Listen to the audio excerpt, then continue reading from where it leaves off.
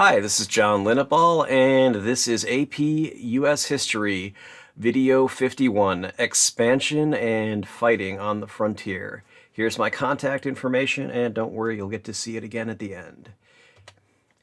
Frontier expansion leads to fighting. From the 1850s until roughly 1900, so the second half of the 19th century, the last large-scale warfare between the U.S. and natives took place. So the natives, or the Indians, whatever you'd like to call them, were defeated and came under U.S. government control.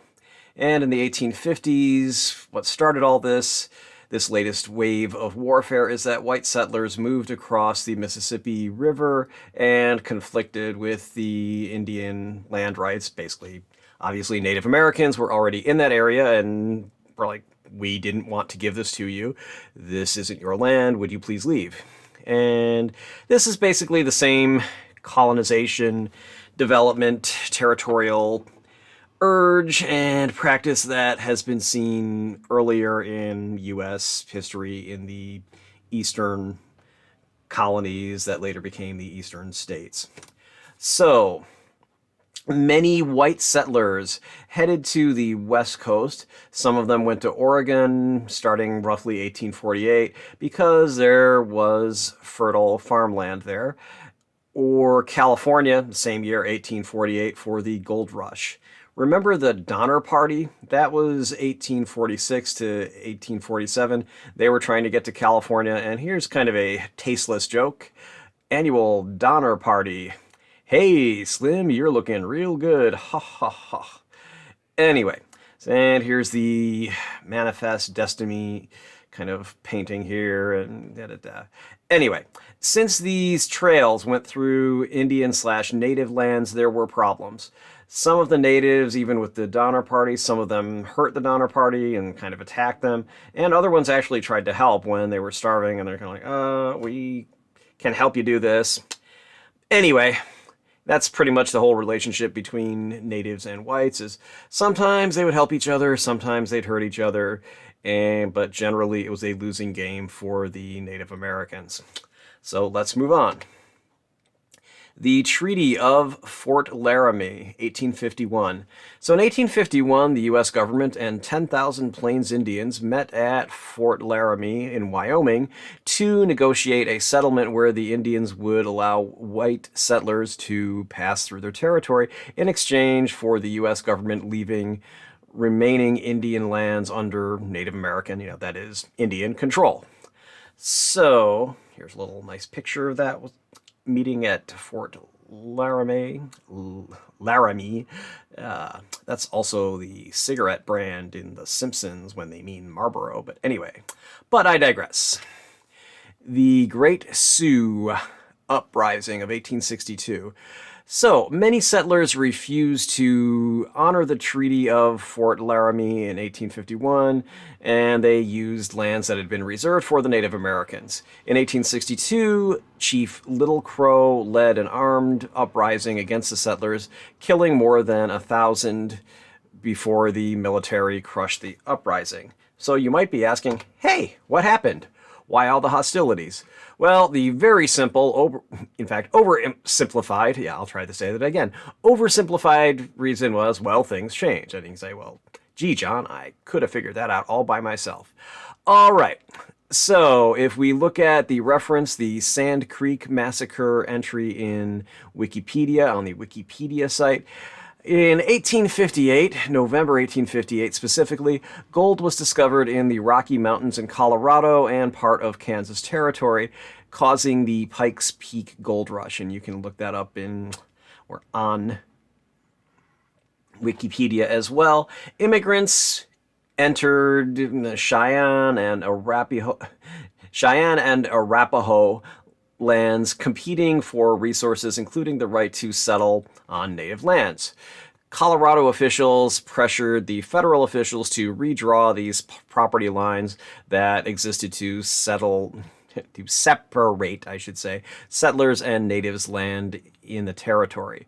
So, in 1860, A.B. Greenwood, the Commissioner of Indian Affairs, went to Bent's new fort along the Arkansas River to negotiate with the Indians. On February 18th, 1861, 6 chiefs of the Southern Cheyenne and 4 of the Arapaho tribe signed the Treaty of Fort Wise with the United States, in which they ceded most of the lands designated to them by the Fort Laramie Treaty. So probably not the best deal in the world for the Native Americans involved with this. As a result, several Cheyenne warriors refused to honor the treaty, and they even threatened the chiefs who had signed this treaty with death if the chiefs actually attempted to enforce the treaty. So you could say there was definitely a very strong dissenting opinion. Hostilities continue and escalate. The warriors would not authorize the treaty, which was never approved by the Council of 44, which was the supreme tribal authority. So this whole opinion that the warriors held that they didn't have to abide by this decision is not necessarily even a dissenting opinion, it's a majority opinion, because the supreme tribal authority was never approved. In addition to, there's only a small minority of the chiefs who had actually signed off on it. So the natives just continued to live and hunt bison in eastern Colorado and western Kansas, and they stood against white migration across their lands. The tensions mounted, especially in the Smoky Hill River country of Kansas, where settlers opened a new trail across the gold fields.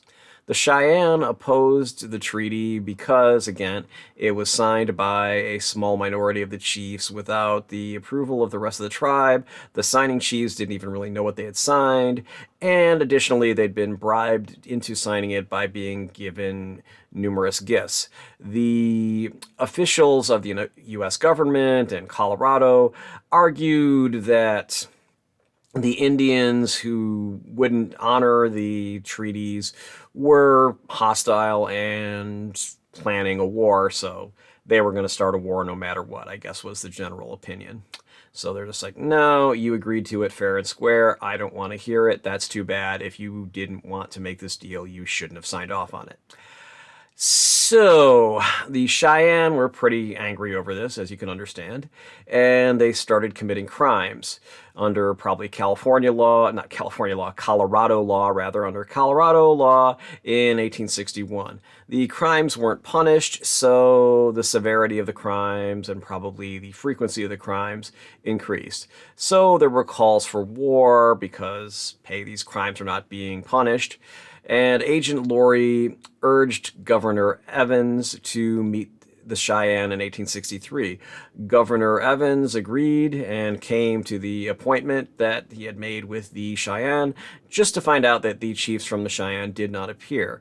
Governor Evans sent the guide Elbridge Gerry to find out where the chiefs were, and 2 weeks later, Governor Gerry returned to Evans saying the chiefs wouldn't meet with Governor Evans. Chief Bullbear did offer to meet with Governor Evans, but his warriors refused to allow Bullbear to do so. In 1863 and the beginning of 1864, the rumor was that the Plains tribes were forming a coalition to, in quotes, drive the whites out of the country. In the spring and summer of 1864, the Sioux, Comanches, Kiowa, Cheyennes, and Arapahoes engaged in hostilities, I should say, including the killing of numerous civilians, destruction of livestock and crops, and the interruption of supply lines, which led to possible starvation among settlers. In April 13th of 1864, a herder for a ranching company reported the Cheyennes and Arapahoes had driven off 60 oxen and 12 horses and mules from a camp south of Denver. The authorities sent a small group of soldiers to reclaim the livestock. The natives confronted them, causing the death of 4 of the soldiers, and the tribes kept the stolen livestock. In May 16th, 1864, when, less than 15 months after meeting President Lincoln in Washington, Chiefs Lean Bear, Black Kettle, and some other Cheyennes were camping on their buffalo hunting grounds near Ash Creek. The 1st Colorado Regiment, commanded by Lieutenant George Eyre, I don't know how to pronounce that, met the group.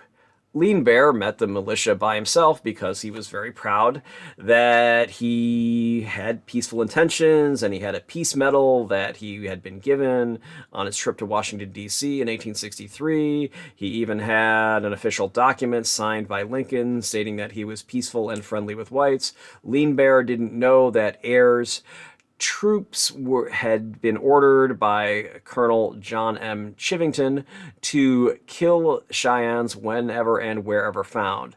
Eyre ordered his men to shoot Lean Bear, who was wounded and fell off his horse. He was then shot repeatedly by the soldiers as they rode past his body on the ground. Ew. Okay, yeah, that certainly wouldn't cause any problems, would it now? Now we understand why these things happened. More hostilities and atrocities. Newspaper reports and books from the era report that Cheyenne warriors attacked settlers and committed a number of atrocities in the summer of 1864, including the June 11th Hungate Massacre, the murder of a settler family, the Hungates, and the theft of their cattle by Native Americans. The Civil War's start in 1861 led to Colorado Territory starting a militia. However, the federal government's main goal, of course, was to defeat the Confederacy, so there was no significant military protection of wagon trains, settlers, settlements, communication lines, and supply wagons in the region, even though there was a new Colorado militia. By the summer of 1864, almost all the stagecoaches were attacked, immigrants were cut off, and settlements were constantly being raided. The settlers abandoned farms and ranches, and they sought refuge in major settlements such as Denver. August 8th, 1864, the Indians coordinated attacks on all of the existing regional stage lines. Between August 11th and September 7th, Governor Evans sent multiple letters to Secretary of War Edward Stanton to request military aid, but Stanton could not send the 2nd Colorado Volunteers home from the Eastern Civil War front. So Evans' request did lead to basically his being authorized to recruit 100 days men, in quotes, to found the 3rd Colorado Volunteers. Also in 1864, before the massacre of Sand Creek, 32 Indian attacks were recorded. These attacks left 96 settlers dead, 21 wounded, and 8 captured. 250 to 300 head of livestock were stolen, 12 wagon trains and stagecoaches were attacked, robbed, or destroyed, and 9 ranches and settlements were raided. So here's a quote from Colonel John Milton Chivington from September 28, 1864, at a peace council in Denver. "I am not a big war chief, but the soldiers in this country are at my command. My rule of fighting white men or Indians is to fight them until they lay down their arms and submit to military authority. They are nearer to Major Wynkoop than anyone else, and they can go to him when they get ready to do that." So this is a quote. This is also in the Sand Creek Massacre Wikipedia article, and here's a little picture of a basically stone that is a marker for showing where the Sand Creek battleground was. November 22nd through the 30th of 1864. So let's move on. The Sand Creek Massacre, 1864. So in 1864, Colonel John M. Chivington led a military, a Colorado militia, in an attack on a peaceful Indian tribe, killing 270 Native Americans, mostly women and children. The militia ignored the surrender flags. This led to a public outcry and a military tribunals finding Colonel Chivington guilty of war crimes. You can also see, again, the Sand Creek Massacre Wikipedia article. I definitely strongly suggest you read it. And the attack itself was completely in violation of generally accepted rules of combat. Like, don't kill people who are surrendering, don't kill people who are children and women, etc. So, as we've seen before, the site itself is now a national park, and it's at the Sand Creek Massacre National Historic Site. You can see Sand Creek Massacre Historical Site, which is also available on Wikipedia. It's an article on Wikipedia. Native Americans and the Mexican Cession. So, going back to looking at the Mexican-American War in 1846 through 1848, white settlement decimated the Indian population, basically after the Mexican-American War. The California population went from 150,000 before the gold rush, so 1848 roughly, to 30,000 at the start of the Civil War, which is roughly 1860. California Indians were portrayed as primitive, idle, and degenerate. So kind of what we basically call today as, losers, Anyway, of course it wasn't true. It was a stereotype. It was used to justify just really awful things that today we would call genocide, So that was the main cause of the decline, was disease being spread from, white settlers who were pretty much immune to these diseases to people who hadn't received them. Also, just disease, when you're treated badly in combat, whether it's warfare or not, there's just a lot of disease that spreads from those conditions. Anyway, and then there was just straight up genocide, mass killing of Indians by white settlers, by the army, etc. 1853, the federal government reduces the size of reservations. So again, we're seeing the same thing as, oh, we'll give you these great reservations. Isn't that wonderful? Oh, wait a minute. Some of these reservations have things that, white settlers want and that the military want and that the U.S. government wants. Oh, okay, so we're going to reduce the size of your reservation. Well, come on, you don't need all that space anyway. So basically more of the same. The California Constitution did prohibit black slavery, but it didn't say anything specifically about Indian servitude or Native American servitude. So businesses saw that as a green light to exploit Native Americans for money. The Yuki tribe of the Round Valley in Northern California was savagely decimated from 5,000 in 1854 to roughly 300 in 1864. So you go from 5,000 to 300 in 10 years. Yeah, that looks like a genocide. Definitely looked like something's going on there. And other tribes were also either just exterminated or they just disbanded. People said, yeah, okay, we're going to get in trouble if we stay here as a tribe, so we're just going to disperse. Go ahead watching it. Did you find this video useful? Please like it and subscribe to my channel. Neither action costs you anything. You'll be alerted about my new videos. Why? It's really simple. YouTube doesn't let me share any ad revenue unless I have 1,000 subscribers and 4,000 hours, that's 240,000 minutes, of view time in a year. While many people are watching these videos, I don't have 4,000 hours of watch time in the last year. I do, however, have 1,000 subscribers, actually more than 1,000 subscribers at this time. So thank you so much to everyone who actually helped me out by subscribing. Ad money will help me make more of these videos. And speaking of ad money, if you've seen an ad during this video or my other videos, please know that I did not get any of the ad money, and I won't until I have the subscribers and view time that YouTube demands. For the same reasons, you are not only welcome but encouraged to share links to this video, put it in playlists, etc. I gladly read and respond to constructive criticism or suggestions for new videos that are also constructive. I reserve the right to delete comments such as troll posts or spam for obvious reasons. Nobody likes trollers and spam. You can hire me for tutoring. We can do it online through Zoom or some other similar internet platform, or we can meet in person. I live in the San Francisco Bay Area, so if you're around there, it's pretty easy for me to come see you.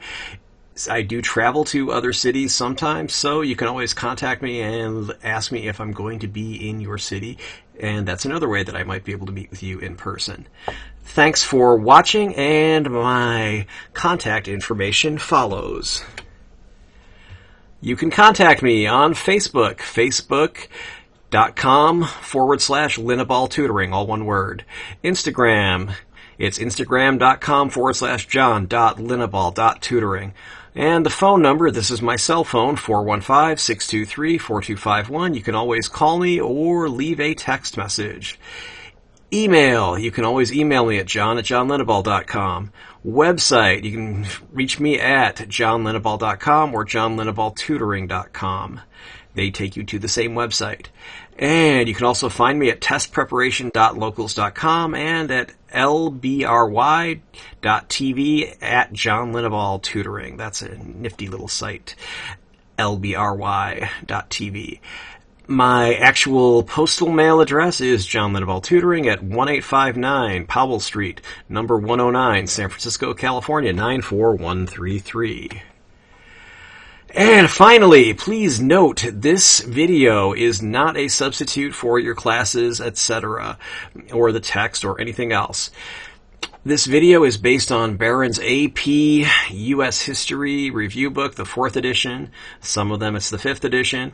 Anyway, or any other sources used in the video description and my general knowledge of U.S. history. While these videos should all help you do well on the AP U.S. History exam, I can't be responsible for what your teacher thinks is important and asks you about on his or her own tests, homework, etc.